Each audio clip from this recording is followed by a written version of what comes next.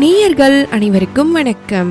நமது புதிய உதயம் 91.2 சமுதாய வானொலியில் இந்திய அரசின் தகவல் மற்றும் ஒலிபரப்புத்துறை அமைச்சகத்தின் மத்திய தகவல் தொடர்பு பணியகத்தால் வழங்கப்பட்ட சென்சஸ் கணக்கெடுப்பு குறித்த விழிப்புணர்வு செய்தியினை கேட்கலாம்.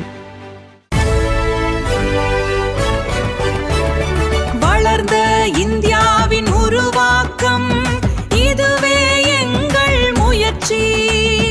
மக்கள் தொகை கணக்கெடுப்பின் முதல் கட்டம், உங்கள் வீடு உங்கள் வசிப்பிடம், ஒவ்வொரு வீடும் கணக்கிடப்படும். இது மக்கள் தொகை கணக்கெடுப்பு ஆண்டு.